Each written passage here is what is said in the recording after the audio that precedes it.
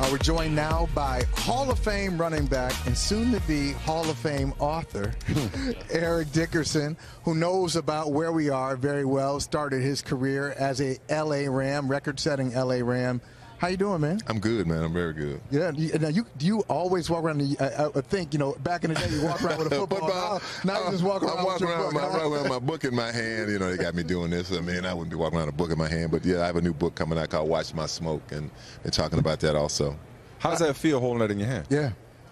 It feels good, man. I'm going to tell you what, it feels good, and I like the way it came out. The author did a fantastic job. Greg Hanlon did a great job of making it sound just like me. And I got to say that because I had other people try to write it, and I read it, and like, no. But he captured my voice, and I did the audio book, and he did a great job. That's all I can say. That's a huge compliment to the co-author. I can tell you that. What was it that you were trying to? What's one consistent message that you wanted to get out in tone and in content, and that the co-author accomplished? I think one thing is who Eric Dickerson really is, because back in the '80s, when we didn't have Instagram, we had no outlet of talking about us. The media made us the bad guy, and when I left the Rams, I was a bad guy. I mean, because they thought I was all about the money, and I only played for the money. Wasn't true, man. I just wanted to be paid correctly. I love playing for the Los Angeles Rams. I mean, and the media vilified me. I mean, and people who met me say, man, Eric, man, you're nothing like that. I mean, it's sad that they do that, and it's sad I've seen other players done the same way. And so that was one thing that I wanted to get correct, in my life. But people who know me really know that. And I think my mother was the thing, it bothered her the most. She said, Eric, one thing, I don't like football. She said, what bothers me is that these lies that they tell on you, the media has made you out to be this bad. And I know how I raised you. So that was one thing I really wanted to get out of my book. How long had that bothered you? How long had you borne that burden? And how cathartic is it for you to get your truth out now? Oh, man, that's a good. After I retired, it really bothered me for a couple of years. I think I never care what people say, because Ron Meyer, my old coach, taught us, look, son, don't read articles. You read articles, they one minute they love you, and the next minute they hate you. And I stopped reading articles after he told us that my freshman year. And for me, I think the thing that bothered me the most is that my mother would read that stuff. And she said, Eric, I hate what they say about you. She said, I know, my son, you're not that guy. And that was hurtful to her, and it bothered me. So reading it, and then when I got a chance to do my book and talking about it all over again, man, it brought up a lot of emotions, because I'm going to tell you, man, I've never been a media guy. I've never liked the media. I've never trusted the media. And it started back in my college days. I mean, when I was a freshman, I struggled as a freshman. And they said, the media said they should take my scholarship. I was a bust. That was hurtful. So, and that's where it kind of started, and, it just kind of kept going.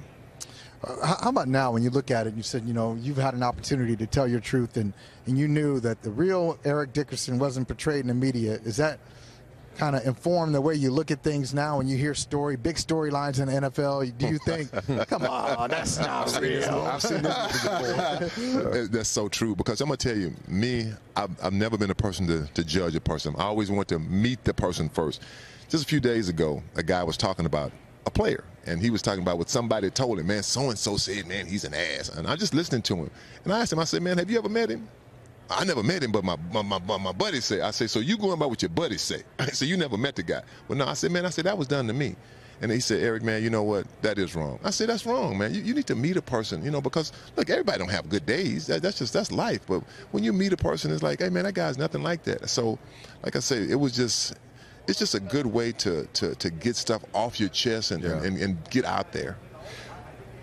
What about the urgency to do it now? I've read where you felt like, not now or never, but you needed to make sure you can get your story told the way you wanted while you still could. Can you speak to that? I think the thing is that, playing pro football, we have a lot of head injuries. And, I'm not the guy I was. I mean, I know that. I don't have a memory. I just have a great memory. Numbers and everything, I had a great memory. Now I don't. And I just felt like that maybe one day I will not be able to recall all these things that I wrote in this book, because, I mean, I'm detailed. And everything in this book is 100% true. I mean, and I just wanted to get it out now. So for sure, I think it was a great time. And the thing that's going on in sports in the world, the racist stuff, I mean, I saw that back in the 80s. I mean, I tell about a story about when I was with the Colts and no man Irsay, Bob Irsay, had us come to a Christmas party. And he proceeded to tell me and 3 other guys a racist joke. I mean, a very racist joke. You know, he said the N-word, the Latino word. I mean, just racist. And then they heard him up. Oh, sorry, guys. You know, he was drunk. I mean, you know, and stuff like that. Those things happen, but you just held it in, and that was just part of the deal. You said you used to have a great memory and details. Now that you say you don't, how does that make you feel?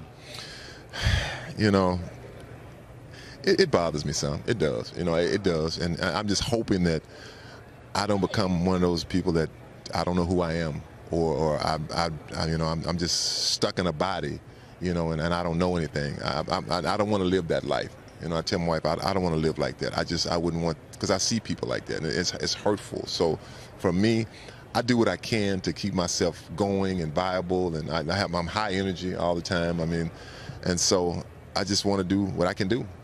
You know, I remember asking Michael Irvin one time. I said, "If you knew then what you know now about head trauma, would you play football?" He said, "I resent the question." He said, because football has provided me a better life, and it potentially, he said, potentially shorter life, but it's better. So, wow, that's interesting. Well, how about you? That's a great question, and I'll say this much here. First of all, people say, well, you know, you knew better. As a young kid, 21-year-old, 21-year-old, 18-year-old, you start playing, you don't know. You don't know. I mean, you have no clue. Would I play? Yes. You know why I would play? For my main reason, to take care of my mother. I mean, that was my sole reason. I wanted to. I'm not saying it just like I said it to back then. I wanted my mother to have what the white people had. I wanted to have a nice house. I didn't want her to be you know, she was 70 years old saying yes ma'am and no ma'am to people 25 and 30. I didn't want that for her. And football gave me that life. I'm grateful for it, don't get me wrong. But, you know, for pro football, college football, it has its ups and downs. It has its mistakes. It's done things wrong. It still does things wrong. Nothing's perfect. But most definitely, I would play again and take the beating all over again and be the person I am right now because of my mother, Viola Dickerson, for sure. You ran for love, huh? This team, this current iteration of the LA Rams, home Super Bowl in SoFi, I've seen even the Rams talk about the significance and the importance of having this game in their stadium to try to grow the fan base. And it kind of struck me because obviously the Rams, you know, left and went to St. Louis, but the Rams are one of the original flagship Hollywood glory franchises in the NFL. What do you think about the process? I don't want to say struggle, but the process of growing a new fan base in 2022? Well, it is a process because, you know, right now, let's be honest, and I've said this, not just honest, this is a Raider town. This is a Raider town, you know, it really is. I mean, and we have to come back and take this city over because we left. We left L.A. We went to Orange County. Then we left L.A. for 22 years. Yeah. You don't come back and all of a sudden it's like, you know, I left my girlfriend or my wife and I come back, hey baby, I'm back. I'm home. You know, where you been 22 years? Right, I'm back. You know, everybody's supposed to love me. You just went for a pack of cigarettes. Yeah. Like, where you been? Yeah, we take the trash out. You've been gone 22 years. Yeah. It doesn't work like that, you know. And it's a process to try to win those fans back. I won't forget Jack Youngblood and Deacon Jones and Jackie Slater, all these guys. Leroy Irving said, Eric, man, when we were in L.A., we played in the Coliseum, we were the team. Yeah. We were the team here. He said when we left, when we went to Orange County, it changed. And went to St. Louis, it really changed. I mean, it really changed. So we have to come back and take your time, do it right, win those fans back. And some of them going to be young because the grandpas and moms and dads, those young kids, those are going to be the fans of the future. They'll see this stadium as it matures and the whole area that it matures around L.A. And this will become a Rams town again. But you know what you got to start with? Got to win, baby. So I know you're picking the Rams. Why are your Rams going to win? I just think that, first of all, I think we're a better football team. The Bengals are well coached. They have a really good football team. I feel like we're at home. We know this stadium. We haven't played the Bengals this year. We have the right guy at quarterback. I'm gonna say that, and I feel bad, in a sense, for Matt Stafford because it's almost like people are happy, like, you know, good. He ain't won a playoff game. He ain't gonna win the play. Oh, you won that playoff game? Oh, he won that playoff game? He ain't get in the Super Bowl. Yeah. He ain't gonna beat the Niners. Yeah. Oh, he got to the Super Bowl. Yeah. We ain't gonna win the Super Bowl. I mean, it's like, dang, man. What else he got to do? Yeah. What else, man? Right. I think if he won the Super Bowl, yeah, but you know, they were loaded over there. They had everything. Yeah. I just feel like this team has all the pieces. And the thing about playing pro football, any sport, you have to have continuity. You have to get used to each other, and that's what's happening. You see, the defense is getting used to each other. Yeah. The offense is getting used to each other. OBJ is working in perfectly. I mean, another thing with him is that you heard the same thing. Not a good guy, not a good teammate. Yeah. And you don't hear anything coming out of Ram camp. And I see him and Cooper Kupp interact with each other, and Matt Stafford. You can tell this is a close-knit football team, and that's what I like about this football team. And to me, that's why this football team is going to win this Super Bowl. I only got one question for you. Yeah. Would you happen to have like any goggles, any activators lying around? Man, you can take these right there. I got in this book. Oh man, let me tell you. Signature look. That's the look. Signature. Man, I hated them things, but I couldn't see. We loved them as fans. Really? Like, the whole thing, the whole look. I mean, the whole the neck roll. Oh man, them the new goggles. Then the running. Okay, we got to see the running. We got to see the high run. They don't run high like that. There it is. I'm telling you, gliding. You think I'm running high? You ain't even running. You gliding. Till I get out there in the open. Now I'm running high. I'm in open field now. I'm in open field. Stiff arm him, or you gonna run him over? Me and that guy right there, Bostic. That after that play right there, that's when I told him I'm gonna break this record on y'all today. I see why. Now watch. Now I'm high. You know why? It's time to hit the road.